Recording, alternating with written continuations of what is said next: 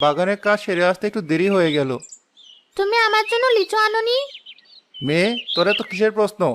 বাড়ি এসেছি হাত মুখ ধোবো তা না, একের পর এক প্রশ্ন করেই চলছে।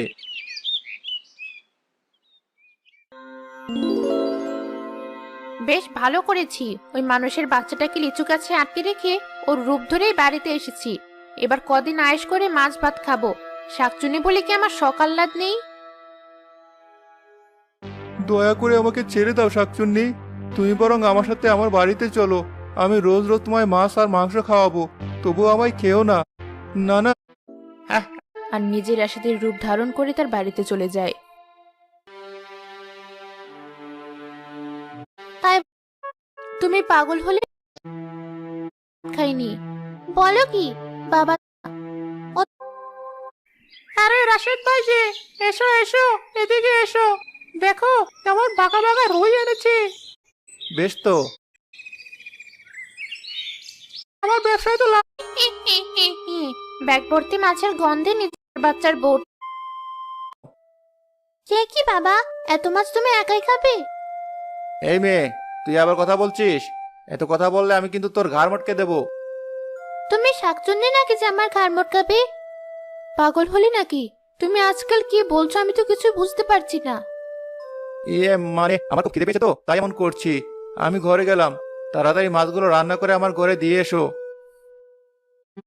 এটা তুই ঠিকই বলেছিস।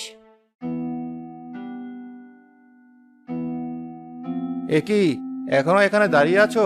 যাও, মাছ রান্না করতে যাও। এই তো যাচ্ছি। না বাবা, এই তো আমিও করে যাচ্ছি। আগে মাছগুলো সাবার করি, তারপরে দুটোকে খাবো। ওদিকে এক কবিরাজ হাঁটতে হাঁটতে লিচু বাগানের সামনে যায়। ওই শয়তান শাকচুন্নিকে তো কোথাও খুঁজে পাচ্ছি না। ওকে যদি না ধরতে পারি তাহলে তো মানুষের খুব সমস্যা করে ফেলবে। যে করেই হোক ওই শয়তান শাকচুন্নিকে আমায় খুঁজে বের করতেই হবে। কে কোথায় আছো? বাঁচাও, বাঁচাও আমায়। ওই শাকচুনি আমায় এই গাছে বেঁধে রেখেছে।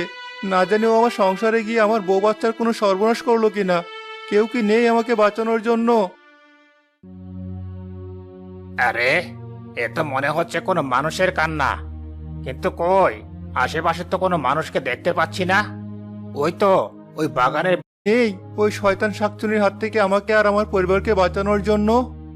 কে কে এভাবে কাঁদছে? সামনে এসো, সামনে এসো বলছি। আরে, ওই তো একটা লোক। আশ্চর্য, ওই লোক আমার কথা শুনতে পেলো কি করে? সারাদিন কত লোকই তো যায় দিক দিয়ে।